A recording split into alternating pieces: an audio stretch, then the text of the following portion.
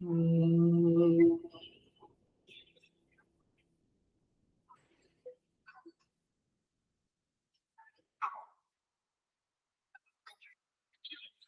mm,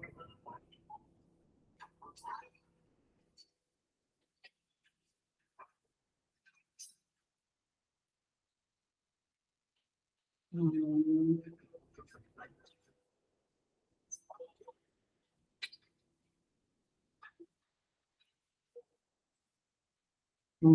सहना भवतु सहनो भुनक्तु सह वीर्यं करवावहै तेजस्विनावधीतमस्तु मा विद्विषावहै। ॐ शान्ति शान्ति शान्तिः।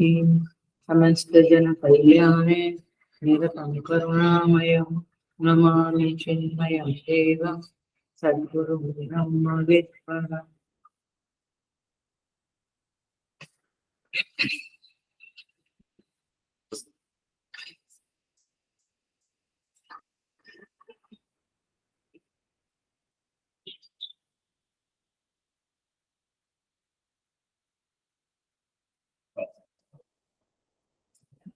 So I welcome you all with great love and great respect in this Prashnopanishad discourses. We'll start Shanti Mudra.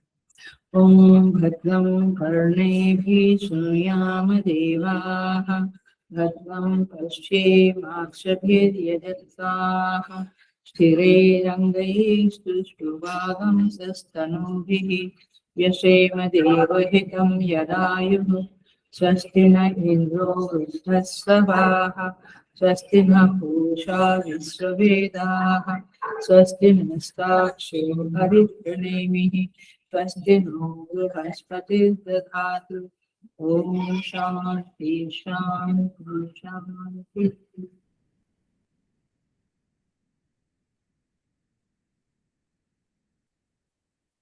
So we are entering into the fifth प्रश्न। पांचवें प्रश्न में हम प्रवेश कर रहे हैं। स्वप्न और सुषुप्ति के बारे में प्रश्न हो गए। अब ओंकार के विषय में, प्राणों के विषय में प्रश्न होने वाला है, इसको हम देखेंगे। सर्वप्रथम हम चैंट करते हैं पहला और दूसरा मंत्र। सुनाई देता है? सुनता है? कम है।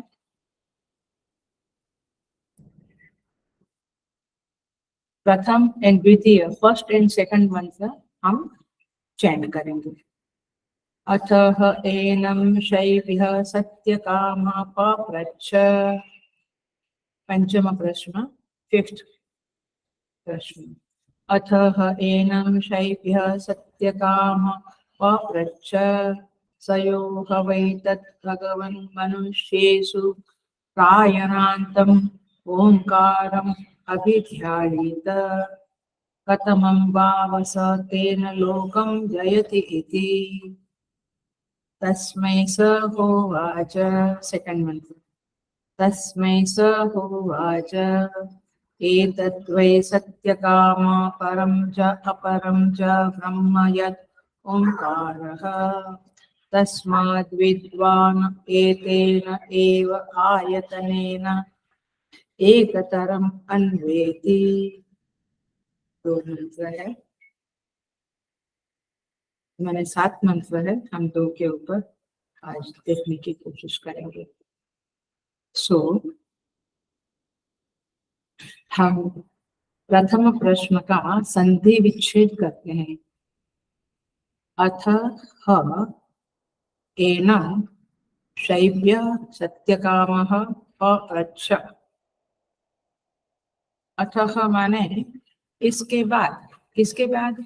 चतुर्थ प्रश्न के बाद, फोर्थ क्वेश्चन के बाद एनम, एनम माने पिप्पलाद ऋषि को, इनको माने पिप्पलाद ऋषि को, गुरु को, सत्यकाम शैव्य, सत्यकाम शैव्य ने पप्रच्छ पूछा। अब पांचवा शिष्य आगे आया, उसने क्या किया, क्वेश्चन पूछा। जैसे 4 लोगों ने पहले पूछा था ना, ऐसे ये पांचवे इसने प्रश्न पूछा। अब क्या पूछा देखो, भगवान, हे भगवान, स य ह वै, स य ह वै माने जो कोई भी, स माने वह, यह माने यह, जो कोई भी मनुष्येषु, मनुष्यों में प्रायणांतम, प्रायणांतम माने मरण पर्यंत, टिल द डेथ, तत्प्रायणांतम ओंकारम अभिध्यायित, ओंकार का ध्यान करता है, ओंकार का ध्यान करता है। माने मरण पर्यंत जो ओंकार का ध्यान करता है। तीसरा लाइन, कतमं वाव स तेन लोकम जयति इति, माने तेन, तेन माने उस ध्यान से, उस ओंकार के ध्यान से, कतमं वाव लोकम, किस लोक को, कतम माने किस लोक को, कतमं वाव लोकम, कतमं माने किस लोक को, जयति इति जीतता है, इति प्रश्न समाप्त्यर्थम है, माने जयति इति माने प्रश्न समाप्त हो गया, तब बोलते हैं इति। ध्यान से सुनिए। तो पहला प्रश्न क्या है, पहला प्रश्न है, पहला प्रश्न माने चतुर्थ पंचम प्रश्न में फर्स्ट मंत्र है, इन पिप्पलाद ऋषि को सत्यकाम शैव्य ने प्रश्न पूछा। क्या प्रश्न पूछा, हे भगवान, जो कोई भी मनुष्यों में जो कोई भी मरण पर्यंत ओंकार की साधना करता है, अभिध्यायित माने ध्यान करता है, अभिध्यायित माने ध्यान करता है, वो किस लोक को प्राप्त करता है, किस लोक को जीतता है, जीतता है माने प्राप्त करता है। माने इन शॉर्ट, ओंकार की साधना करने वाले लोग, साधक लोग कहाँ जाते हैं, किस लोक को प्राप्त करते हैं। बात पकड़ी। सो आगे बढ़ के देखेंगे हम अभी इसको।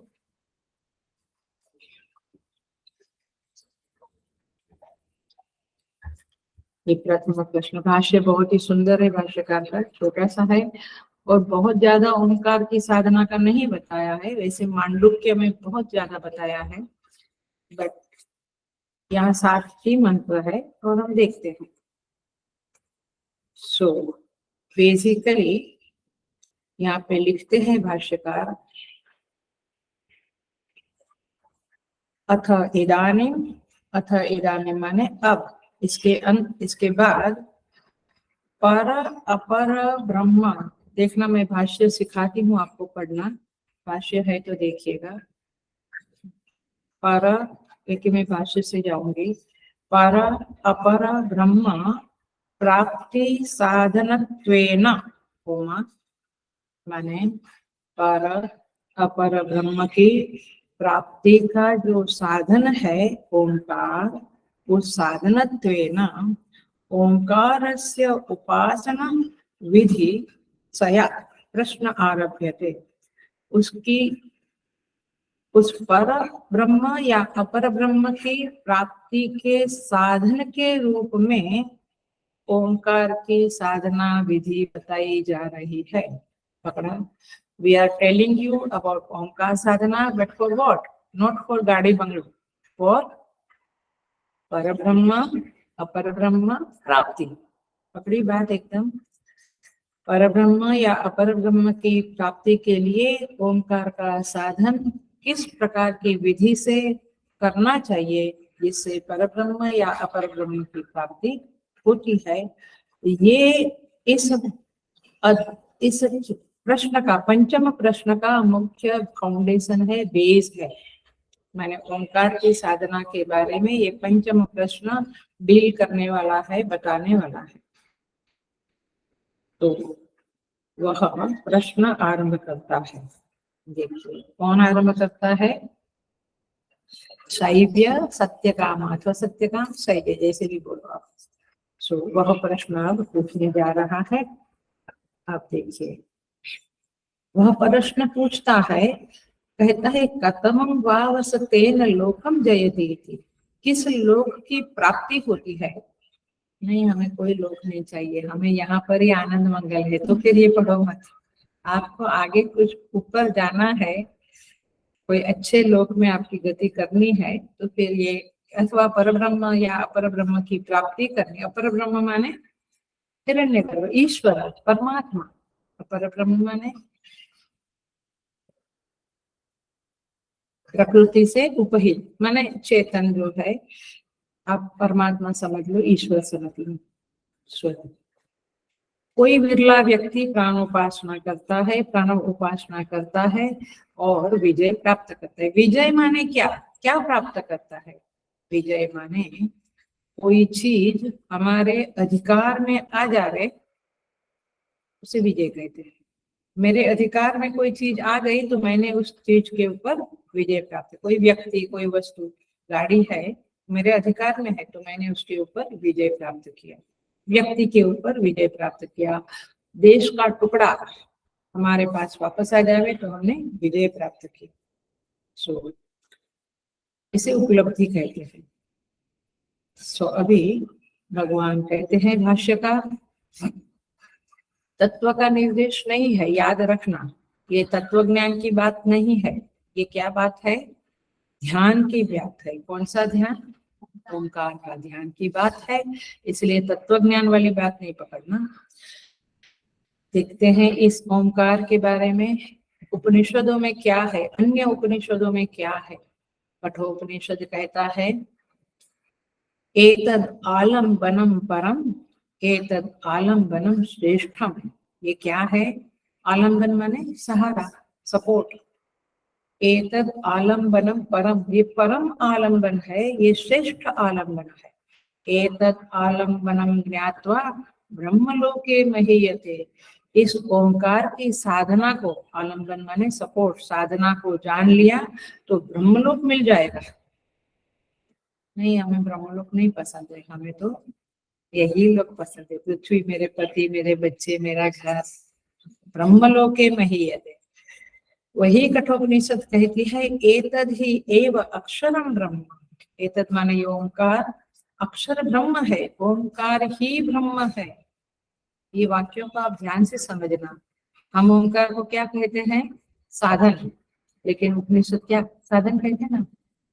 क्या ओंकार का ध्यान करेंगे, ओंकार का उच्चारण करेंगे तो फिर मन शुद्ध होगा, भक्ति बढ़ेगी, उपासना बढ़ेगी, फिर हम ज्ञान प्राप्त करेंगे, फिर हमें ब्रह्म मिलेगा। ऐसी समझ है ना? यहाँ क्या कहते हैं आप समझो, उपनिषद के मंत्र को आशीर्वाद से समझ सकते हैं। एतद ही एव अक्षरम ब्रह्म, ये ओंकार ही अक्षर ब्रह्म है। एतद ही एव अक्षरम परम, यह ओंकार ही परम अक्षर है। एतद ही एव अक्षरम ज्ञात्वा यो यद इच्छसि इच्छति तस्य तत। इस ओंकार को जानकर जो जो चाहता है वह उसे प्राप्त होता है। मैंने ओंकार की साधना से आपकी जो इच्छा है वह पूरी होती है। आप जो चाहते हैं वो पूरा होता है। यो यद इच्छति तस्य तत, ये कठोपनिषद में कहा है। देखिए और कहते हैं प्राणवो धनु शहु आत्मा। सारे उपनिषदों में ओंकार की महिमा कहीं ना कहीं तो बताई गई है। प्राणवो धनु शहु आत्मा। देखिए ये प्रणव क्या है? प्रणव माने ओंकार। ये प्रणव क्या है? धनुष्य है। आप इमेजिन कीजिए, विजुअलाइज कीजिए। प्रणव धनु है, शरव आत्मा अपना मन, अपना जीवात्मा क्या है? बाण है। अब कहाँ चढ़ाना है? प्राण रूपी धनुष के ऊपर ये मन को चढ़ा देना है।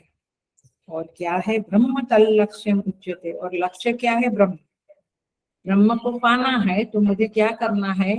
प्राणों रूपी धनुष्य के ऊपर अपने मन को चढ़ा देना है। माने जैसे बाण चढ़ाते हैं ना, फिर बाण लगाते हैं, बाण छोड़ते हैं ना। तो अप्रमत्तेन वेद्धव्यम शरवत्तन्मयो भवे। और फिर ये मन को चढ़ा दिया प्राणों के ऊपर, मैंने प्राणों की साधना करने लगे, तो क्या करना है? उस ब्रह्म को लक्ष्य बनाकर फिर वो बाण को, वो मन को ब्रह्म में जुड़ देना है। जैसे बाण जाता है तो लक्ष्य में चिपक जाता है ना, लक्ष्य का वेधन करता है, वैसे ये मन को ब्रह्म ब्रह्म के प्रति वेधन करना है। आया? माने जुड़ जाता है। सो इस तरह के मंत्र उपनिषदों में आते हैं। तो भगवान ने यहाँ पे ज्ञान के पहले उपासनाएं बताई है ये उपनिषदों में। तो ज्ञान के पहले उपासना अवश्य करना चाहिए। कई लोग कहते हैं हम तो वेदांत में एक्सपर्ट हो गए हैं, हमें उपासना की जरूरत नहीं है। कोई होगा जिसको जरूरत नहीं है, बट सामान्यतया उपासना इज अ मस्ट। तो देखिए, ये ओंकार की उपासना का पंचम मंत्र है, पंचम प्रश्न है, इतना याद रखना। ये ओंकार का ज्ञान नहीं है, ओंकार की उपासना है। सो जैसे हम लोग श्री राम, श्री कृष्ण ऐसा कहते हैं, गणेश जी, शिव जी, ऐसे वैदिक साहित्य जो है, हमारे वेद मंत्र जो 4 वेद है, तो वैदिक समय में अथवा वैदिक वाङ्मय में श्री राम और कृष्ण का नाम बहुत कम आता है अथवा नहीवत है, लेकिन प्रणव का नाम ज्यादा आता है। ओंकार का नाम वेद में बहुत आता है। ओंकार के बारे में वेदों में बहुत बताया है। So, क्या मीनिंग है ये प्राणों का? प्राणव माने ओंकार, पता है ना, प्राणव माने ओंकार। प्राणव शब्द का अर्थ है प्रकर्षेण स्तूयते नूयते इति प्राणव, माने जिसके द्वारा, जिस नाद के द्वारा, जिस शब्द के द्वारा परमात्मा की प्रकृष्ट स्तुति होती है, उसे प्राणव कहते हैं। माने जिस शब्द प्राणव, इस शब्द के द्वारा परमात्मा की स्तुति होती है। We praise the Lord by saying Om. When you chant Om, what are you doing? You are praising the Lord. So prakashena nuyate stuyate iti pranavah. So नाद विशेष, ये विशेष नाद है। नाद माने जो ध्वनि निकलता है ना, हम अभी हम बोल रहे हैं तो एक ध्वनि है। तो नाद विशेष के द्वारा जब परमात्मा की स्तुति होती है, वह है प्राणव। आप कुछ भी नाम लिया, ये दीवार, तो परमात्मा की स्तुति हुई नहीं हुई, कंप्यूटर हुई नहीं हुई। ओंकार का माने ओम शब्द बोला तो भगवान की स्तुति रूप से ये शब्द का प्रयोग होता है। ये परमात्मा की स्तुति में समर्थ साधन है। इट्स अ वेरी पावरफुल साधन फॉर प्रेजिंग द लॉर्ड। इस प्रणव को, ओंकार को मंगलाचरण भी कहते हैं। हम कुछ भी शुरू करें तो कैसे करते हैं? ओम ऐसा बोल के ही शुरू करते हैं ना, तो ये मंगलाचरण है। क्यों मंगल आचरण? क्यों? क्योंकि ब्रह्मा जी के मुख से कंठ भेदन करके यह अक्षर निकला है। माने ब्रह्मा जी के मुख से सबसे पहले ओंकार निकला है, इसलिए मंगल है। आपको उसका मीनिंग ना समझे तो ना समझे, मीनिंग के लिए तो मांडुक्य में ही जाना पड़ेगा। लेकिन कोई भी कार्य करते समय पहले ओंकार का उच्चारण करे तो मंगलाचरण हो जाता है। माने आपके कर्म में मंगल हो जाता, आपका कर्म मंगल हो जाता है। तो सभी वैदिक मंत्र जो है, जितने भी वैदिक मंत्र है, उसके पहले ओंकार का योग होता है। माने ओंकार होता ही होता है। यदि किसी मंत्र के आगे ओम शब्द है तो आप क्या समझते हैं? वो क्या है? प्राण। वो क्या है? वैदिक मंत्र। ओंकार नहीं है तो वैदिक मंत्र नहीं है। इसीलिए कभी कभी कोई पूछते हैं मुझे, हम ये मंत्र करते हैं, अभी अभी 2 दिन पहले कहीं गई थी तो पूछा था ये मंत्र करते हैं, मैंने पूछा क्या करते हैं मंत्र जब करते हैं, हाँ हम ये तुरंत कह दिया ये मंत्र करते हैं, बट ये मंत्र वैदिक मंत्र नहीं होते हैं जिनके आगे ओम नहीं लगता, उन्हें पौराणिक मंत्र कहते हैं। मंत्र तो है ही लेकिन पौराणिक मंत्र है ये। इसे बता दूं मैं, नमः शिवाय, तो ओम नमः शिवाय लगता, तो ये क्या है, वैदिक मंत्र। और आपने ओम नहीं लगाया तो फिर वो वैदिक मंत्र नहीं होता, उसको पंचाक्षरी मंत्र बोलते हैं, तो षडाक्षरी होता है। ओम नमो भगवते वासुदेवाय, ये द्वादशी होने पर भी प्राणों का योग होता है। तो मंत्र पुराणों में जो मंत्र है, कुछ मंत्र, सारे मंत्र नहीं, कुछ मंत्र में प्राणों का योग नहीं होता है, ओंकार नहीं होता है, हरे राम राम राम हरे हरे, ओम का मंत्र जो पुराण का अपना मंत्र का विज्ञान है और वेदों का अपना विज्ञान है। तो बट पावरफुल वैदिक मंत्र होते हैं, बट उसमें उतनी ही ज्यादा सावधानी भी रखनी पड़ती है, you can not chant it, कैसे भी उसको चैंट नहीं कर सकते। तो इस तरह से माने चलते फिरते आप ओम ओम ओम ऐसा नहीं बोल सकते, कई लोगों का आदत है, देखा है मैंने, ऐसे नहीं बोलना है, अशुद्ध मुख से नहीं बोलना है, चलते फिरते वगैरह नहीं बोलना होता है। सो इस तरह से यहाँ पे मंत्र के बारे में बातें होगी। तो ये है आपका फाउंडेशन, बेसिक ओंकार, एक पवित्र अक्षर है जो ब्रह्मा जी के मुख से निकला है और हर एक मंत्र के आगे लगता है क्योंकि वो मंगलाचरण है। सो एक इसके साथ, क्योंकि ये उपासना है, ओंकार की उपासना है, तो ओंकार के बारे में बहुत जरा सा बताया मैंने। अब उसकी उपासना जो है, तो उपासना का जो मूल सिद्धांत है वह क्या है। हमने बहुत बार ऐसे कहा है कि तद जप तदर्थ भावनम, ये पता है, ईशावास्य से बोल दिया है, उनका नाम लो, उनका ध्यान करो, यही तो साधना का मूल है अथवा नाम महिमा का मूल है। लेकिन एक सिद्धांत बताती, एक प्रिंसिपल बताती हूँ, which should be understood and followed in your Sadhana. Listen carefully, जब हम, आपको समझेगा भी, when you will think about it, you will understand it। जब हम किसी में महिमा बुद्धि करते हैं, माने किसी के प्रति हम रिस्पेक्ट करते हैं, महिमा समझता है, महात्म्य, इम्पोर्टेंस, किसी के प्रति हमारी महिमा बुद्धि होती है, तो जिसमें हमारी महिमा बुद्धि होती है, हेलो वेरी केयरफुली लिसन, जिसमें हमारी महिमा बुद्धि होती है उसकी सन्निधि में आने से उनका प्रभाव हमारे ऊपर ज्यादा होता है। नहीं समझा? बहुत क्लियर समझा? नहीं ना? जहाँ पे हमने रखा oh great, he is so great, he is great महात्मा, एक महिमा बुद्धि रखी उसके प्रति, मैंने अपनी बुद्धि में महिमा रखा, उसके बारे में रिस्पेक्ट रखा, वाव रखा, तो फिर उनके साथ हम जब रहते हैं, उनकी सन्निधि में आते हैं, तो उनका ज्यादा प्रभाव हमारे ऊपर पड़ता है। यदि उसकी महिमा बुद्धि नहीं है तो प्रभाव कम पड़ता है, ऐसा नहीं पड़ता है। सिंपल यहाँ पे भगवान विराजमान है ना, मूर्ति के रूप में, विग्रह के रूप। अब कई लोग मंदिर में आते हैं तो उनकी महिमा बुद्धि अलग है देवता के प्रति, और कई लोग देखते हैं हम हाथ जोड़ा चले गए, मैं सोचती हूँ इतनी एक साल में हाथ जोड़ के चले गए, उन्होंने क्या कनेक्ट किया होगा। फिर मैं सोचती हूँ शायद बड़े उपासक होंगे, क्योंकि एक सेकंड में कनेक्ट करके निकल गए, ऐसे हाथ जोड़ा और निकल गए।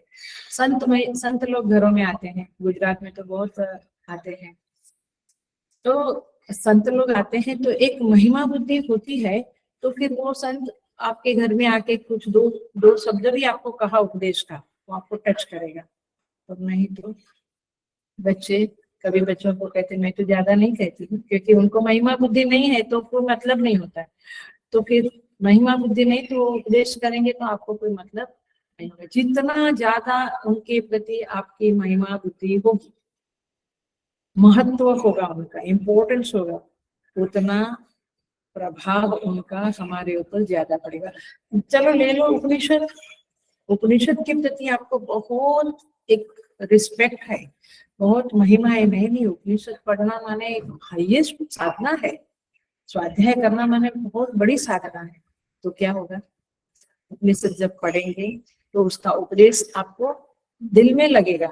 नहीं तो नॉवेल की तरह पढ़ लिया तो कई लोग कहते हैं हमने पढ़ लिया उपनिषद, पढ़ लिया वाली बात नहीं होती है, एक एक शब्द इम्पोर्टेंट होता है। तो ये सिद्धांत याद रखना, जहाँ किसी में भी महिमा बुद्धि दृढ़ के करते हैं, उनकी सन्निधि में आने से उनका प्रभाव, उनका इफेक्ट, उनके आशीर्वाद बहुत ज्यादा हो जाता है। If you don't have that much respect तो वहां से भी आशीर्वाद उतना नहीं निकलता है।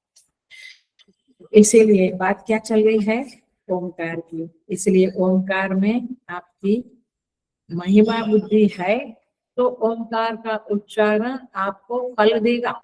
नहीं तो ऐसे ही आप ओम ओम ओम बोलते हैं तो कोई मतलब फल इतना स्ट्रांग नहीं मिलेगा। किसी व्यक्ति में भी ये नियम लागू पड़ते हैं। तो कहने का है कि महिमा बुद्धि नहीं तो प्रभाव नहीं, आशीर्वाद नहीं, फल नहीं। उपासना का ये नियम है। और इसीलिए हम जो भी महिमावान चीजें हैं उसके प्रति हमें रिस्पेक्ट करना ही चाहिए। श्रीमद् भगवत गीता जमीन पे रखते हैं लोग, नहीं रखनी चाहिए, है ना। ऐसे फोल्ड करके भी पढ़ते हैं, ऐसे भी नहीं पढ़ना चाहिए। अच्छा, देव प्रतिमा, भगवान का जो विग्रह है हमारे यहाँ भी मंदिर में है, मैं मंदिर में ही बैठी हूँ, यहीं से क्लास चालू है। सो प्रतिमा, जो देव प्रतिमा है, तो कोई कहते हैं ये तो पत्थर है, तो फिर आपको महिमा नहीं है आपके दिल में, तो फिर वहां से फल मिलेगा, आशीर्वाद मिलेगा। इसीलिए देखिए, सिखों में ग्रंथ साहिब उनका पवित्र ग्रंथ है, सिख लोगों में गुरुद्वारा वगैरह में रहता है। इस ग्रंथ साहिब को, वैसे तो उसमें ब्रह्म विद्या है, गुरु नानक जी ने मैंने वहां पे कर्मकांड नहीं डाला है, ब्रह्म विद्या ही है, लेकिन उनके जो शिष्य है वे अभी ग्रंथ साहिब को गुरु की जगह पे बिठाते हैं और उनकी पूजा करते हैं। पता है आपको, अमृतसर में जो मंदिर, जो बड़ा गुरुद्वारा है अमृतसर का, फेमस है, हम लोग वहाँ गए थे और अब की बार नेक्स्ट ईयर सिद्धबाड़ी जाएंगे तो वहाँ जरूर जाने वाले हैं। तो आप देख सकते कि बकायदा वहां पे पूजा होती है, नैवेद्य चढ़ाया जाता है, उनको गर्मी है तो एसी चलाया जाता है उस कमरे में। और जहाँ पे, क्योंकि ग्रंथ है, कागज है, तो फटेगा तो सही, तो फट जाता है, पुराना होता है, तो बकायदा अग्नि संस्कार होता है।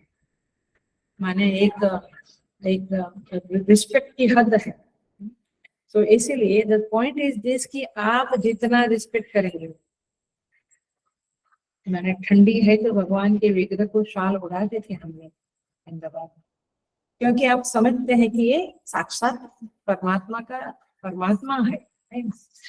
सो इस तरह से महिमा बुद्धि उपासना का बेस है, ये बिल्कुल लिख लो, दिमाग में डाल दो, हृदय में कंडाल दो।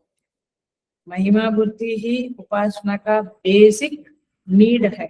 If you don't have a महिमा बुद्धि रिस्पेक्ट, आपकी उपासना नहीं हो, प्रथम अंग है।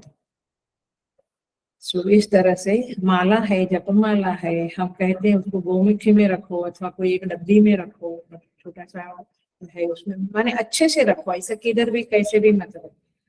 सो और इसलिए षोडशोपचार पूजा में आसन शुद्धि, दिशा शुद्धि, सब कुछ आता है ना, देह शुद्धि, माला शुद्धि, दीप पूजा, सब कुछ आता है। सो इस तरह से ओमकार की महिमा है और इस ओमकार के बारे में उपनिषदों में बहुत कुछ कहा है। इतना जानने के बाद हम ये पक्का करें कि किधर भी कैसे भी ओम ओम ओम हम उच्चारण नहीं करेंगे। अच्छी तरह से बैठ के पवित्र आसन पे ही हम ओमकार का चिंतन और चैंटिंग करेंगे। योग सूत्र जो पतंजलि महाराज का है, उस योग सूत्र में कहते हैं, हर एक जगह पे ओमकार का चर्चा है। योग सूत्र में कहते हैं तस्य वाचकः प्राणवः, ये सूत्र है, तस्य वाचकः प्राणवः।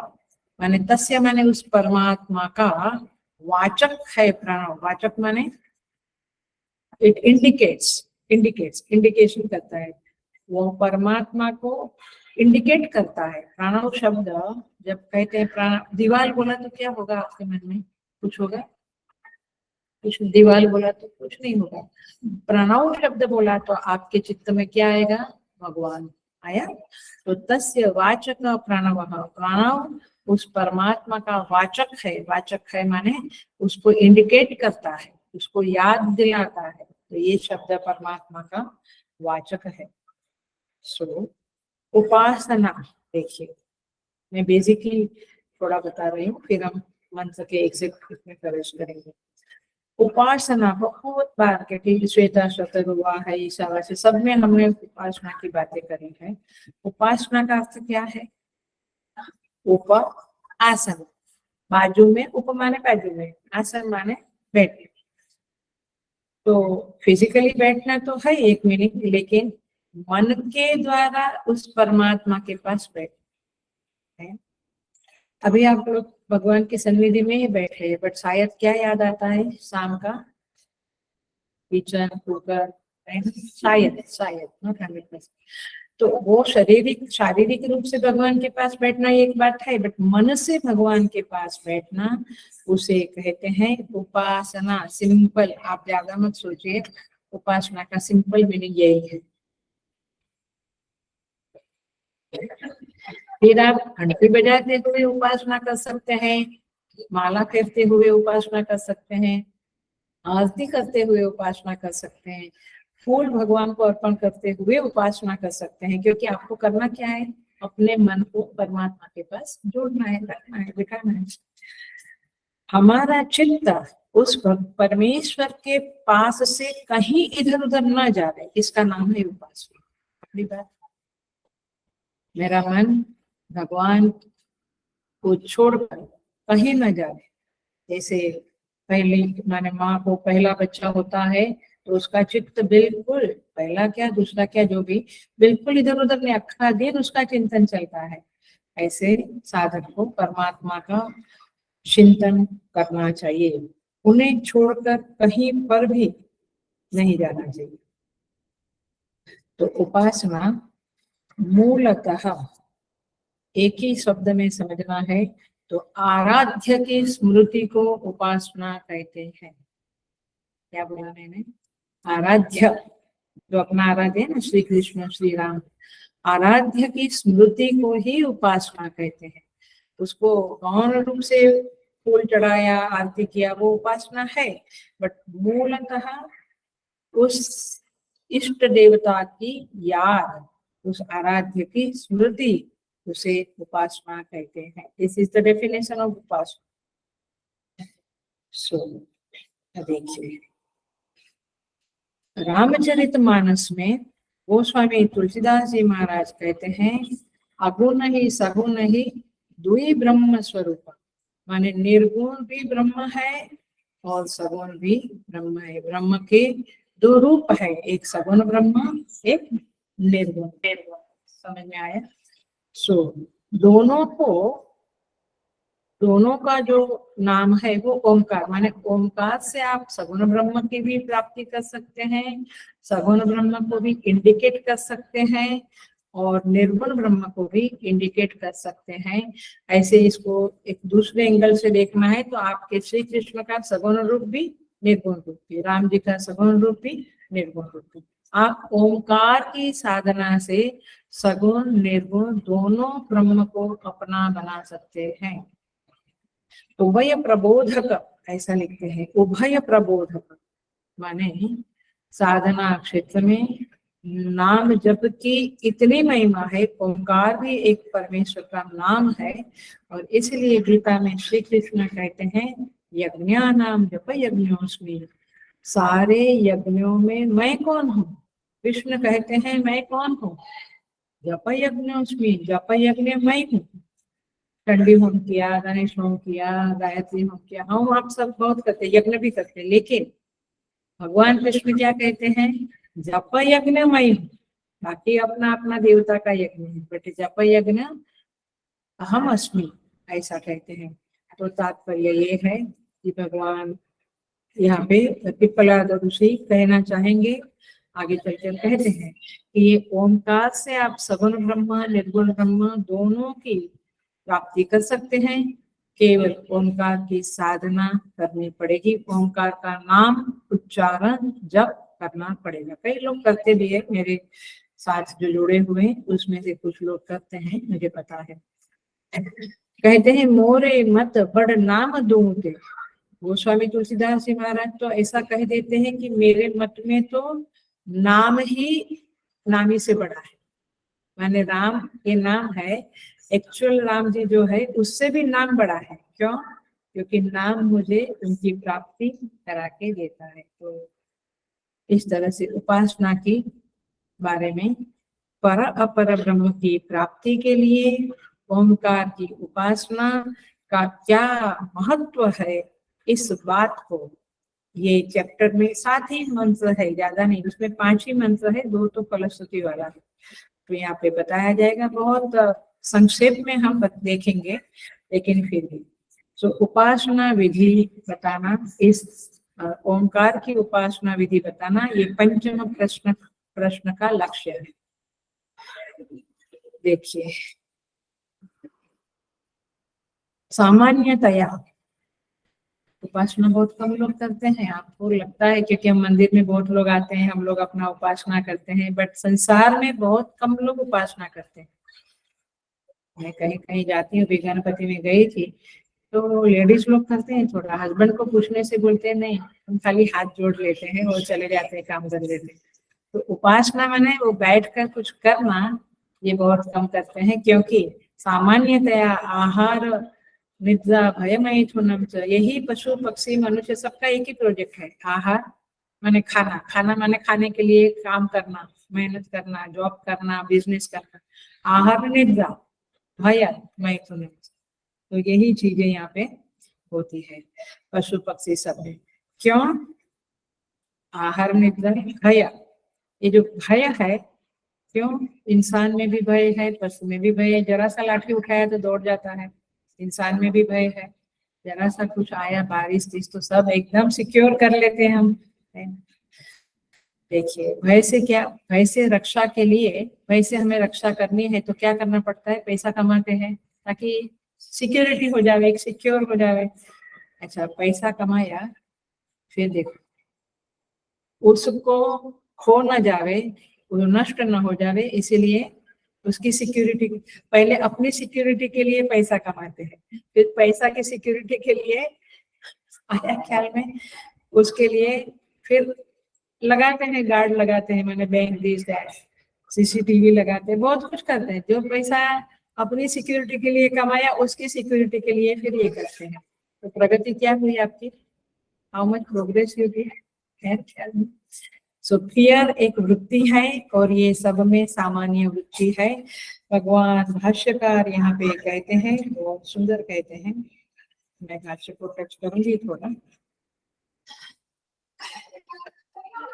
भगवान कहते हैं उस ब्रह्म की प्राप्ति के लिए ओंकार की उपासना का विधान करने की इच्छा से अब यह प्रश्न पूछा जाता है। क्या प्रश्न पूछते हैं? भाष्य देखो, सेकंड पैराग्राफ। हे भगवान, मनुष्यों में, मनुष्य जाति के बीच जो कोई आश्चर्य सदृश वीर पुरुष है, माने कोई महान पुरुष है, वासुदेव सर्वमिति स महात्मा सुदुर्लभ, गीता का 7वां अध्याय कहता है। माने ये बहुत कठिन है, साधनाएं कोई कोई लोग करते हैं। तो कहते हैं मरण पर्यंत जो ओंकार की साधना करता है, माने बचपन से लेके till the end of the life जो ओंकार की साधना करता है, ओंकार का अभिध्यान करता है। Underline, underline, double underline this word. मैं ऑफलाइन में कहती रहती थी कि ये भाष्य का टुकड़ा अंडरलाइन करो, बट अभी मुझे पता नहीं कितने लोगों के पास भाष्य होता है, कौन भाष्य लेके बैठता है। सो यहाँ पे अभिध्यान शब्द लिखा है, ओंकार अभिध्यायित। प्रश्न में भी आप मंत्र में देखोगे तो वहां पर भी लिखा है सयो हवै तद भगवन् मनुष्येषु प्रायणान्तम ओंकारम अभिध्यायित, ओंकार का अभिध्यान करने वाले लोग इस श्लोक को प्राप्त करते हैं। तो यहाँ पे कहते हैं ओंकार का अभिध्यान अर्थात मुख्य रूप से जो चिंतन करते हैं वे किस लोक को जीतते हैं। पकड़ा बात आपने, वे किस लोक को जीतते हैं, ये प्रश्न है। अब जरा सा, बहुत सुंदर है, साधना के लिए बहुत उपयोगी भाष्य है ये टुकड़ा भाष्य का। देखिए आई थिंक 82 पेज नंबर है मेरे ख्याल से, पेज नंबर 82 है, करेक्ट। सो अभिध्यान माने क्या? माने आप कहते हैं मैं ध्यान करता हूँ, मैं इंट्रोवर्ट होता हूँ, मैं अंतर्मुखी होता हूँ, मैं बहुत बाहर बहुत ये नहीं करता हूँ। तो क्या अंडरस्टैंडिंग है, ये अंडरलाइन करना है तो करें, नहीं तो एक ब्रैकेट बना के करें। भगवान भाष्यकार कहते हैं बाह्य विषयेभ्य उपसंहृत करणः, बाहर के विषयों में से मन को हटा देना। समझ में आया? इधर उधर जो अभी कोई मतलब नहीं हो, मॉल में जाके by one get one free वाला देखा, उसका चर्चा किया, लेना तो है नहीं कुछ, सब कुछ भरा पड़ा है घर में, फिर भी तो बाहर के विषयों में अथवा सोसाइटी में क्या हो रहा है, फैमिली में क्या हो रहा है, बाहर की जो बातें हैं, विषय है, उसमें से मन को हटा देना, ये है बाह्य विषयेभ्य। एक साधक का, जो साधक अभिध्यान करता है, जिस साधक को डीपर मेडिटेशन होता है, चिंतन करने की सामर्थ्य है, उस साधक का चित्रण किया गया है, उस साधक का पिक्चर खींच रहे हैं भगवान भाष्यकार। ये भाष्य का टुकड़ा पढ़ रही हूँ मैं, भाष्य तो होना ही चाहिए। गीता प्रेस का भाष्य 15-20 रुपये का मिलता है, मैं कहती हूँ 10 भाष्य आपके पास होना चाहिए। होगा तो कभी पढ़ेंगे आप, नहीं होगा तो नहीं पढ़ेंगे। तो ये और पढ़ना भी कुछ नहीं, भाष्य में मैं सच कहती, गीता भाष्य हो या उपनिषद भाष्य हो, ऐसे ही खोला 2 लाइन पढ़ा, होल डे आपका अच्छा जाएगा। क्यों? उसके ऊपर आप चिंतन करें। अभी एक ही टुकड़ा है, बाह्य विषयेभ्य उपसंहृत करण। करण माने इंद्रिया, इंद्रिया मन, मन और इंद्रियों को बाहर के विषय से खींच लो। ओके, बस इतना टुकड़ा पढ़ा, आपको पूरा दिन कितना इफेक्ट रहेगा। हाँ, I am thinking about that, I should not think. भाई साधना में आपको कितनी सहाय मिलती है। यहाँ आते तो ये क्यों नहीं आया, हाँ पता नहीं उसके घर में गेस्ट आया होगा। अरे बेटा आपको क्या करना है, शांति रखो। समझ में आते, चित्त किधर किधर दौड़ता है। बाह्य विषय, ये साधक है, वो अपने आप में सिमट गया है। देखिए मेरे शब्दों को भी ध्यान से सुनना, यह साधक अपने आप में सिमट गया है। जैसे हम क्या कहते हैं, माने लोग क्या कहते हैं, हमने तो भाई संसार फैला दिया है, बोलते हैं आप लोग ऐसा, हमने तो बहुत फैला दिया है सब कुछ, अब सिमटना मुश्किल है ना। रिलेशनशिप बढ़ा ली है, सेवाएं बढ़ा ली है, अब तो मुश्किल है। सो इंद्रियों का वर्तन सीमित कर देना, माने निवृत्त हो जाना। देखिए ये जो मैं कह रही हूँ उसको समझ के करना, समझने की कोशिश करना, क्योंकि केवल जप करने से कुछ नहीं होगा, केवल चैंटिंग करने से कुछ नहीं होगा, समझ के करना पड़ेगा। सो ये बहुत कर्म बाहुल्य जिसके जीवन में नहीं है, वही अभिध्यान के योग्य है। आप अभिध्यान माने चारों ओर से ध्यान भगवान में डाल दो, इसको अभिध्यान कहते हैं। तो ये अभिध्यान की योग्यता आपने कब आएगी? नंबर 1, क्या शर्त कंडीशन है? बाह्य विषय से सिमट जाए, अपने आप में सिमट जाए, निवृत्ति कर। इस निवृत्ति के बल पे जब आप ध्यान करोगे तो फिर आपको ध्यान लगेगा। अब जो लोग कहते हैं ध्यान नहीं लगता, ये पहली शर्त देखो, ऐसी 5-6 शर्त बताई है, और इसीलिए जो अपने आप को कहते हैं मैं तो बड़ा इंट्रोवर्टेड हूँ, वे जरा सा इसके ऊपर ध्यान रखिए। अथवा कोई कहते हैं मुझे तो ध्यान नहीं लगता है, तो भी आप इस बात को समझो। जो वाक्य बोलने जा रही हूँ वो बहुत इंपॉर्टेंट वाक्य है, बहुत ही इंपॉर्टेंट वाक्य है। जो 24 घंटे, सुनना ध्यान से, जो दिन के 24 घंटे होते हैं, 24 घंटे जो निवृत्ति रखता है, वही वो 1 घंटे अभिध्यान के योग्य बनता है। पकड़ी। इसका मैं थोड़ा डिस्क्राइब करूंगी, थोड़ा समझाऊंगी। 24 घंटे की जो प्रवृत्ति है, हेलो, और फिर आप 1 घंटे की मेडिटेशन करना चाहते हैं, निवृत्ति करना चाहते हैं, तो वह बहुत ठीक से होता। हैव यू एक्सपीरियंस्ड है? क्यों? क्योंकि जब हम कर्म करते हैं तो हम किसी को डांटते हैं और किसी से डांट खाते हैं। You get irritated with somebody and somebody gets irritated with you. थोड़ा छोटी छोटी बातों।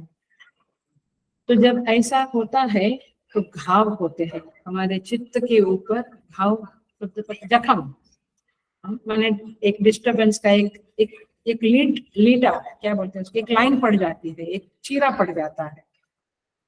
और मजे की बात ये है कि कर्म करते हैं बहुत सारे, तो ये घाव इतना ख्याल में नहीं आता है, लेकिन है ना ख्याल में, जैसे ध्यान में बैठे, जैसे कि वो जैसे बच्चा माँ की राह देखता है, माँ कब जॉब से आती है, वैसे वो घाव आई बात समझे, उभर आते हैं मेडिटेशन में।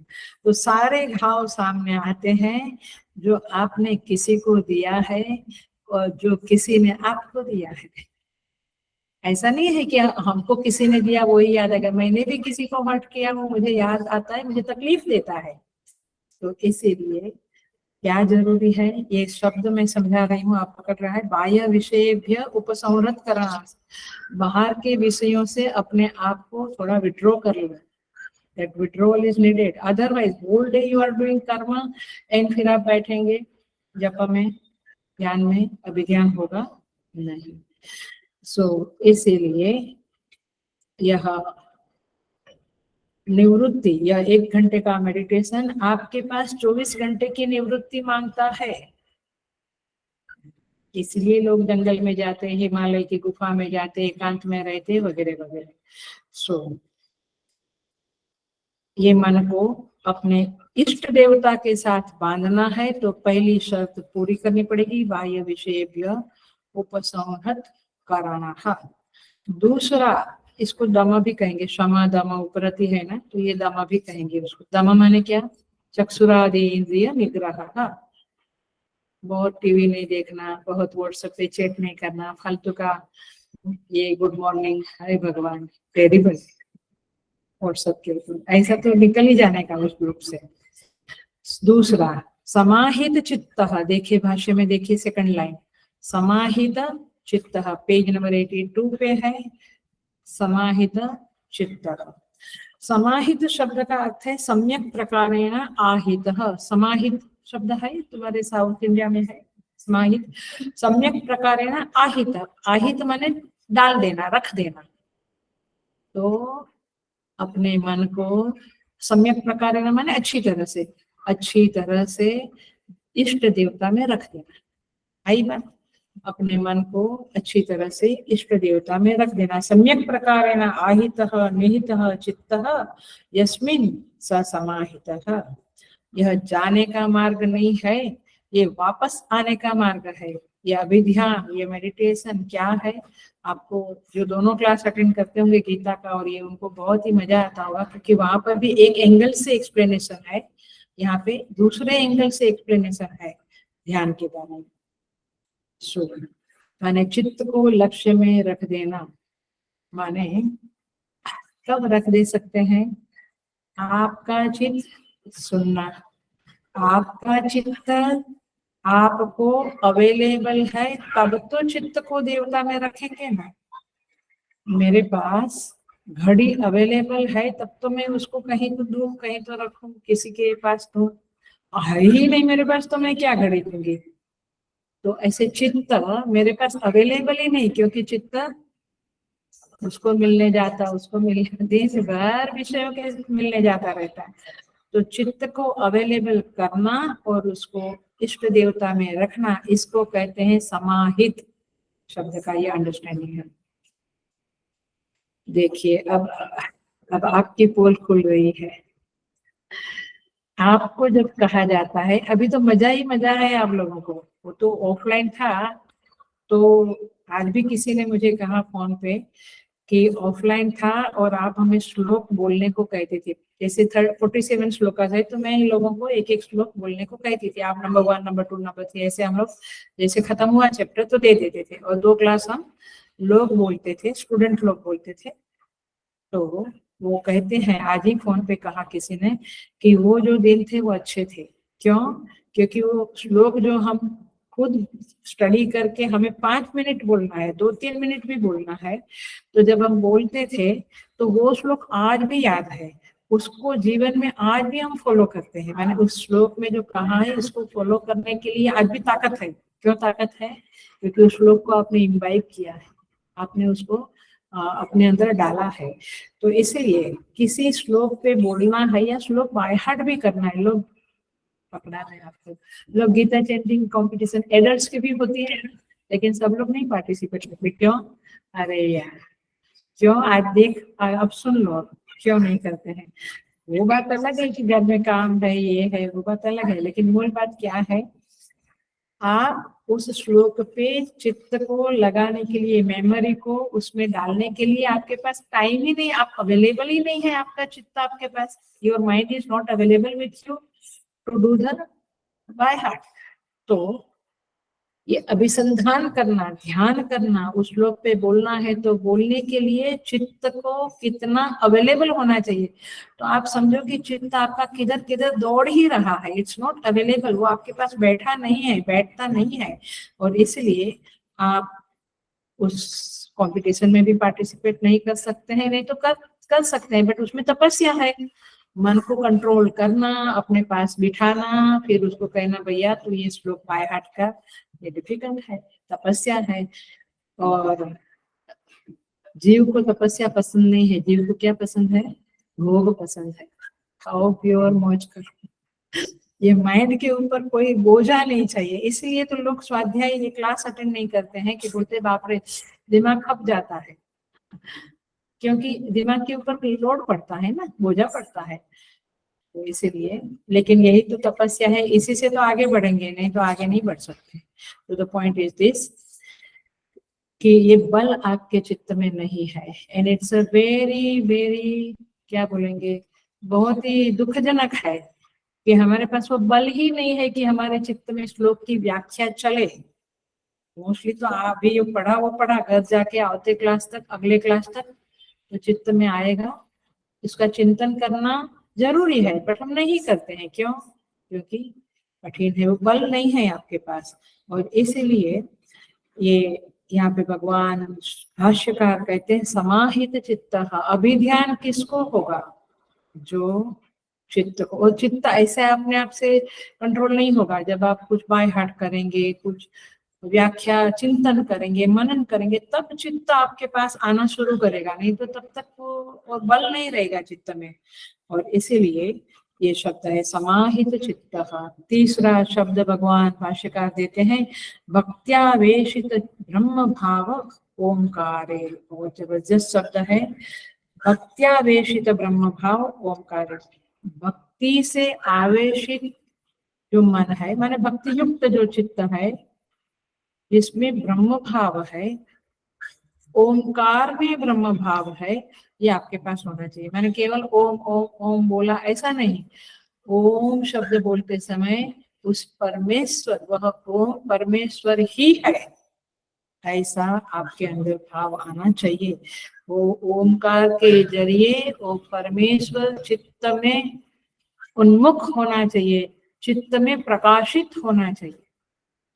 जैसे आंख बंद किया तो बच्चे प्रकाशित होते हैं ना, किचन प्रकाशित होता है चित्त में, ऐसे, या मॉल, या जो भी आपका जो भी है, कोई गाने की पंक्ति भी चित्त में आ जाती है, ऐसे ब्रह्म आना चाहिए ओंकार बोलते समय। इसको क्या कहेंगे? उपासना।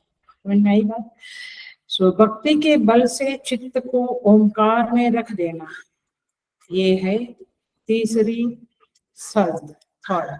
भक्ति माने प्रेम, आपको जहाँ प्रेम है वही वही बात चित्त में आती है ना। कोई पिक्चर के गीत की पंक्ति पसंद है तो आप दिन भर गुनगुनाते थे ना एक उम्र में।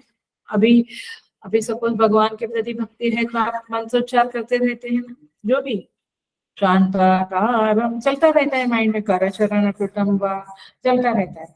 तो ऐसी भक्ति से आप ओंकार को उच्चारण करते हुए ब्रह्म से जुड़े। चौथा फोर्थ शब्द आत्म प्रत्यय संतान अविच्छेद, माने यह जो ब्रह्म का चित्त में आना है, उसका जो प्रवाह है उसको विच्छेद ना होए, माने वो प्रवाह कंटिन्यूअस चले। हमको क्या एक्सपीरियंस है, आया फिर गया, है ना, वो कंटिन्यूअस वो ब्रह्म भाव चलता नहीं है। आप श्री कृष्ण का भाव करो, श्री कृष्ण शरणं मम, कंटिन्यूअस कृष्ण के प्रति शरण भाव रहता है। Continuous I am at your feet, मैं उनकी शरण में हूँ, आपकी शरण में हूँ, ये भाव नहीं चलता है। 2 मिनट तो बहुत ज्यादा बोले, 10 सेकंड में बदल जाते।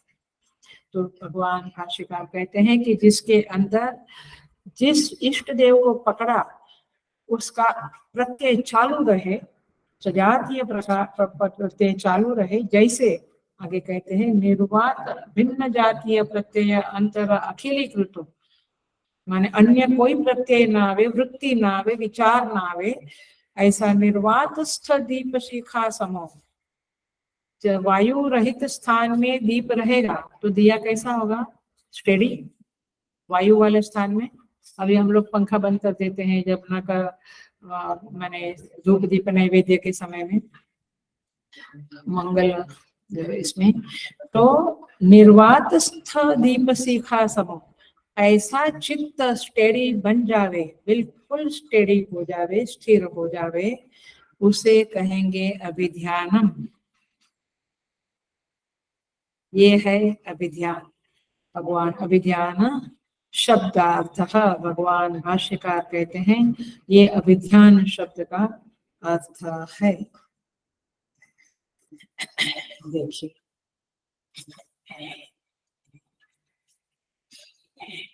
सो बेसिकली ब्रह्माकार वृत्ति अखंड चली रहे, अखंडाकार रहे, उसे कहेंगे अभिध्यान।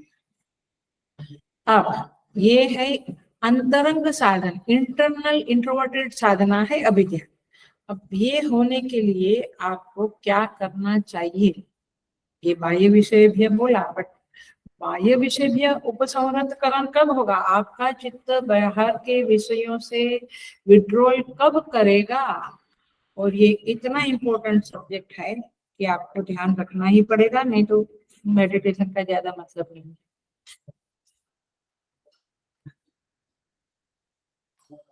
आपको अब भाष्यकार आते हैं, सेकंड पैराग्राफ देखो, सेकंड पॉइंट देखो, ये पहला पॉइंट था, अब सेकंड पॉइंट है सत्य ब्रह्मचर्य अहिंसा परिग्रह त्याग संन्यास शौच संतोष अमायावित्वात् वित्वादि अनेक यम नियम अनुगृहीतः स एवं यावत् जीव व्रत धारणा कथमम्। वाह, मतलब कि आपको कुछ साधन का पालन करना पड़ेगा। क्या साधन का पालन करना पड़ेगा, सत्य। तो इतना मत बोलो हम अभिध्यान करते हैं वही बहुत है, हम आधा घंटा 15-20 मिनट बैठते हैं वो बहुत है। कोई ध्यान करता ही नहीं है, माला करता ही नहीं है, तो हम कहते हैं, हम ऐसा नहीं कहते 11 माला करो, अभी आई डोंट डेयर, तो हम क्या कहते, 1 माला करो। लेकिन मन में आता है 1 माला से क्या होगा, इधर 15 माला 50 माला करते हैं तो भी चित्त की स्थिति दयनीय है, पिटिएबल है, अपना माइंड चला जाता है इधर उधर। ये 1 माला, और उनको लगता है वाह मैं 1 माला करता हूँ रोज, एकादशी के दिन, पहले खाली एकादशी के दिन करता था, अभी रोज।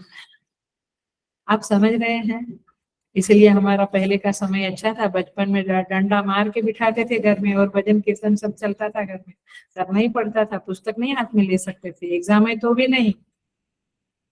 सो सत्य, ये वैल्यू सिस्टम को फॉलो करना पड़ेगा, तब जाके विड्रोवल आएगा चित्त में, माने मन इंट्रोवर्टेड एक्चुअली होगा।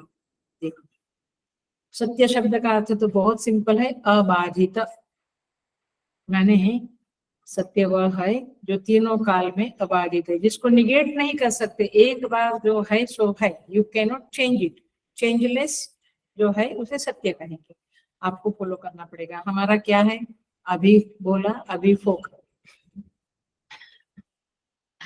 ये मजेदार है। मैं आता हूँ मीटिंग में, फिर मैसेज उधर ही मैसेज आता है कि आई एम सॉरी। मतलब ये तो एक सिंपल बात है, बट ऐसा कुछ भी चीजों में हम लोग बदलते रहते हैं। सत्य, अहिंसा, ये अहिंसा पर लोगों, बी अटेंटिव, ध्यान दो। अहिंसा शब्द को ठीक से समझना है आपको, तो आप इस मंडे का, मैंने फ्राइडे सैटरडे संडे के बाद जो मंडे आता है, उस मंडे का गीता लेक्चर अटेंड करना, अवश्य अटेंड करना। आपको अहिंसा के बारे में बहुत सारे आयाम खुल जाएंगे, क्योंकि वो श्लोक भी वैसा है। गीता का 6वां अध्याय ध्यान योग ही चल रहा है, उसमें अहिंसा शब्द बहुत इम्पोर्टेंट है और वो आएगा, वहां पे हम समझेंगे। बट अभी केवल समझना है। तो हिंसा माने किसी को हर्ट करना, अहिंसा माने किसी को हर्ट नहीं करना। अपीडनम, अपीडनम किसी को पीड़ा नहीं देना। हमें पता ही नहीं होता है कि हम कितने लोगों को कितनी पीड़ा देते हैं। अपने को केवल इतना ही दिखता है, ये ह्यूमन साइकोलॉजी बताती है कि किसने मुझे कितना पीड़ा दिया, लेकिन मेरे द्वारा किसको कितना पीड़ा हुआ, ये सोचने से हम अहिंसक बनेंगे। आया, देन वी विल डेवलप अहिंसा भक्ति। बहुत माया बहुत गहरी है, और ये समझता ही नहीं है कि हम किसी को कितना पीड़ा देते हैं, बोल के, डिसीजन से, बिहेवियर से वगैरह। तो तीसरा शब्द भगवान भाष्यकार देते हैं, सत्य, ब्रह्मचर्य। ब्रह्मचर्य माने ब्रह्म का चिंतन करना, अहिंसा, परिग अथवा जो परिग्रह, अपरिग्रह माने, ये मजेदार है। परिग्रह माने इकट्ठा करना, छोटी छोटी चीजें इकट्ठा करना, और फिर ध्यान करने बैठेंगे तो क्या आएगा? हे भगवान, आया, वो कहाँ रखी है, वो बराबर है ना, और थोड़ा ले ले उसको। अच्छा, जगह नहीं है कबाट में, तो वो कबाट में रखेंगे। हे भगवान, क्या क्या नहीं, स्टोर रूम है ना अपने पास। परिग्रह समझ में आता है। तो अपरिग्रही होना ही पड़ेगा, सत्य का पालन करना ही पड़ेगा, ब्रह्मचर्य अहिंसा का पालन करना ही पड़ेगा, तब ध्यान होगा, अभिध्यान होगा। बहुत बार हम अपनी साधना के कारण किसी को पीड़ा देते हैं। अब ये तो आपको ही समझना पड़ेगा कि आप क्या करना है। बट ये अहिंसा बहुत जबरदस्त वृत्ति है। कभी कभी बहुत सारे एग्जाम्पल से छोड़ दो। त्याग, भगवान भाष्यकार लिखते हैं, त्याग शब्द, त्याग माने उल्टी दिशा है। जनरली ह्यूमन बीइंग क्या करता है, इकट्ठा करने की वृत्ति है, लेकिन यहाँ पे उल्टा कहा है, त्याग करो, छोड़ दो, दे दो, खत्म करो। माने केवल साधन ही नहीं, वस्तुएं दे देना ऐसी बात नहीं है। किसी ने कुछ कहा है, उसको माफ करना, ये भी तो त्याग है ना। हमने छोड़ दिया, उसने मुझे हर्ट किया, मैंने त्याग कर दिया, अब मैं भी उसका बदला नहीं लेना है। तो दुनिया की दिशा है बटोरना, दो हाथ से बटोरना। साधक की दिशा है छोड़ देना, त्याग कर देना। तो त्याग, संन्यास, अपरिग्रह, ये तीनों भाव जो है वो छोड़ने वाले हैं। तो इस तरह से ऋषियों ने ये बातें कही है, और तब जाके यहाँ पे कहते हैं फिर शौच, संतोष, अमायावी। अमायावी शब्द बड़ा मजेदार है। मायावी माने क्या, बड़ा मजेदार है ये सब। मैंने हम भी करते ही होंगे, हमें पता नहीं होता है बहुत बार, लेकिन हम ऐसा कहते, अरे कहा तो ऐसा और किया ऐसा, होता है ना, कहा ऐसा और किया ऐसा। मैंने कहना कुछ, मैं आता हूँ 10 मिनट में आना ही नहीं, बिल्कुल आना। अरे भाई कह दो ना, नहीं आते, लेकिन मैं करूंगा फिर करना ही नहीं। हम पूछते हैं कभी कहा था आपने? आ रहा है। इसको कहते हैं मायाविता। ये मायावी, ये माया है, मैंने करना कुछ, कहना कुछ। तो यहाँ पे कहते हैं ऐसा मनुष्य है जो ये सत्य अहिंसा वगैरह का पालन करता है, अमायावित्व है उसके पास, यम नियम का पालन करता है, अनुग्रहितः, ऐसे साधक को भगवान का अनुग्रह होता है। ये वाक्य को ध्यान रखना, तब जाकर ध्यान में गहराई में हम जा सकते हैं। ये बात को पकड़िए। जो व्यक्ति, जो साधक इन सारी शर्तों को, पहले 4-6 है, फिर तो 8-10 है, ये सारी शर्तों को जीवन में पालन करता है। एक दिन में नहीं होगा, ये बचपन से डालना पड़ता है। जो पालन करेगा उस व्यक्ति के ऊपर अनुग्रह होता है। भगवान भाष्यकार ने ऐसा नहीं कहा कि इसको पालन किया तो व्यक्ति को अच्छा ध्यान लगेगा। क्या फैक्टर डाला बीच में? अनुग्रह। ये एक ऐसी चीज है जो हमें याद रखनी चाहिए, तो हमारा कर्तृत्व कम हो जाएगा। मैंने किया, मैंने ये सत्य वगैरह का पालन किया, इंट्रोवर्टेडनेस किया, ये किया वो किया, इसीलिए मुझे ध्यान लगना ही है। ओह, ये तो अभिमान आ गया। मैं ये सब किया तब उनका अनुग्रह हुआ, और अनुग्रह के कारण मुझे ध्यान लगा। ये मुख्य बात है। तो इसीलिए यहाँ पे कहते हैं कि ये अभिध्यान जो करता है, वो प्रश्न है कि वो किस लोक को जीत जाता है। माने जीत जाता है माने उसके अधिकार में वह लोक आ जाता है। विजय का अर्थ यही होता है कि आपने तपस्या की, आपने कुछ पद प्राप्त किया, चाहे प्रिंसिपल का पद, डॉक्टर का पद, जो भी कुर्सी पे आप बैठे, IAS का पद प्राप्त किया, कुर्सी पे आप बैठे, तो आपने तपस्या की है, तो वो कुर्सी आपके वश में है, आपके अधिकार में है। अब तो इसको कहेंगे विजय प्राप्त करना। विजय की यही, हमेशा ऐसा नहीं सोचना कि एक देश ने दूसरे देश पर चढ़ाई करके विजय प्राप्त किया है। आपने जो कुछ भी प्राप्त किया, घर में आप सब लोग आपका प्रशंसा करता है, तो आपने कुछ प्राप्त किया है, तो आपका अधिकार है। तो इसे कहेंगे, यहाँ पे कहते हैं कि ऐसा व्यक्ति अनेके ही ज्ञान कर्म भी ही वेतव्य। लास्ट पैराग्राफ, लोकाः तिष्ठन्ति तेषु तेन ओंकार अभिज्ञानेन कथमं स लोकं जयति। कहते हैं कि ज्ञान और कर्म से प्राप्त होने योग्य बहुत लोग है। आप कर्म योग किया तो भी कहाँ पे जाएंगे, ज्ञान किया, भक्ति किया, अलग अलग लोग है। तो उसमें से ओंकार का चिंतन करने वाला, ओंकार का अभिध्यान करने वाला जो साधक है, वह किस लोक में जाएगा, ऐसा यहाँ पे कहते हैं। देखिए, अब दूसरे प्रश्न में हम प्रवेश कर जाते हैं, थोड़ा सा इसको देखते हैं। सेकंड प्रश्न है, सेकंड मंत्र है, तस्मै स होवाच, जितना होता है उतना करेंगे। तस्मै स होवाच, स माने पिप्पलाद ऋषि ने, तस्मै, तस्मै माने सत्यकाम शैल्य से कहा, क्या कहा, एतद् वै सत्यकाम परम च अपरम च ब्रह्म यत् ओंकारः। हे सत्यकाम, यह जो पर ब्रह्म है और अपर ब्रह्म है, पर ब्रह्म माने निर्गुण ब्रह्म, अपर ब्रह्म माने सगुण ब्रह्म, यह जो पर ब्रह्म और अपर ब्रह्म है वह ओंकार ही है।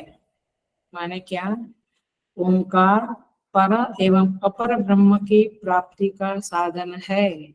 आप जब ओंकार का उच्चारण करते हैं तो आप उस ब्रह्म के समीप जाते हैं। माने ब्रह्म की प्राप्ति के लिए आप ओंकार की साधना करें, ऐसा यहाँ पे बताया है। क्योंकि ओंकार क्या है, वैदिक है। हम जो श्री कृष्ण, श्री राम, हरे राम, ये पौराणिक है। तो यहाँ पे कहते हैं तस्मात्, इसीलिए विद्वान, विद्वान माने उपासक, एतेन एव आयतनेन, इस ओंकार रूपी साधन से, आयतनेन एक तरम अन्वेति, एक तरम माने पर ब्रह्म या अपर ब्रह्म, जो आप चाहते हैं वो आपको प्राप्त होता है। माने आपने चाहा कि मुझे ईश्वर चाहिए, ईश्वर का साक्षात्कार चाहिए, ईश्वर की अनुभूति चाहिए, ईश्वर का आशीर्वाद चाहिए, तो आप उस तरह से करो। आपको चाहिए नहीं मुझे निर्गुण ब्रह्म में स्थित हो जाना है, तो आप ओमकार को उस तरह से भी उपयोग में ला सकते हैं। माने एक ही साधन है, but it can be use for both, पर सगुण ब्रह्म निर्गुण ब्रह्म दोनों के लिए आप उसका उपयोग कर सकते हैं। देखिए एक बात पक्के कीजिए, ये थोड़ा सा हायर साधक के लिए बताती हूँ मैं, माने जरा ऊंचे साधक है वो कैसे करना चाहिए। अब ध्यान से सुनना। अब आप जब ओमकार का उच्चारण करते हो, ओम करके आपने उच्चारण किया, तो आप उस समय में चित्त में क्या आना चाहिए? परमेश्वर आना चाहिए, क्योंकि ओमकार तो परमेश्वर के नाम का वाचक है। इट इंडिकेट्स परमेश्वर। ओम शब्द, दीवार बोला तो परमेश्वर का याद आएगा, टेबल बोला तो परमेश्वर का याद आएगा नहीं, ओमकार बोला तो परमेश्वर की याद आती है। तो ओमकार शब्द से आपको ऐसे समझना है कि आप ब्रह्म को एनवलप किया, अथवा ब्रह्म ने आपको एनवलप किया, ईश्वर आपके समीप आ गया, ऐसा आपका उच्चारण होना चाहिए। नहीं तो बोल दो, कर में तो माला फिरे, कबीर जी का है। कर में, कर माने हाथ, कर में तो माला फिरे, हाँ, मनवा फिरे चहुदिस, मन तो इधर उधर घूमता है। कर में तो माला फिरे, मनवा फिरे चहुदिस, चारों दिशा में मन घूमता है, हाथ में माला है। कहत कबीर सुनो भाई साधो, कहत कबीर सुनो भाई साधो, यह तो सुमिरन नहीं, ये तो सुमिरन नहीं है। या आपको लगता है 5 माला किया है तो सुमिरन नहीं है। तो इसी तरह से ओमकार का जब उच्चारण करते हैं, हम लोग करते हैं ना, ओम सनावत, फटाफट वो ओम बोलते थे, फिर ओम पूर्णमद, वो पूर्णमद के समय तो एकदम घर का एकदम, कब घर पहुंचे, अभी 1 घंटे की साधना होती है, वो तो होती है, लेकिन ओम पूर्णमद, वो ओम समय, ओम बोलने के समय में उस परमेश्वर की याद नहीं आई, तो फिर वो ओमकार साधना नहीं होगी। सो ब्रह्म का स्पर्श आपको होना चाहिए ये ओमकार बोलने के समय, मुख्य वृत्ति से ध्यान होना चाहिए। ये वाक्य मैं बहुत सोच समझ के बोल रही हूँ। मैं अभी जरा सा हिंट देती हूँ, अगले क्लास में हम अच्छी तरह से और समझेंगे। माने भगवान का विग्रह है, मूर्ति है, प्रतिमा है, प्रतिमा को देखकर हम क्या समझते हैं? ये भगवान का दर्शन करने में आया, अब मैं दर्शन किया, अब भगवान के दर्शन से मुझे, चाहे आप उधर भगवान मानो, बट उस दर्शन से मुझे, आपकी समझ क्या है मैं वो खोल रही हूँ, आपकी मिसअंडरस्टैंडिंग खोल रही हूँ। वो दर्शन किया, अब दर्शन से मुझे क्या लाभ मिला? मुझे आशीर्वाद मिला, तो मैं और साधना करने लगा, और मैं और साधना करूंगा, अनुष्ठान करूंगा, फिर मुझे भगवान दर्शन देंगे। तो तूने अभी क्या किया? अभी क्या किया? आप समझे, हम कहते हैं ये तो भगवान ही है, बट आपकी समझ क्या है? आया क्या? विग्रह है।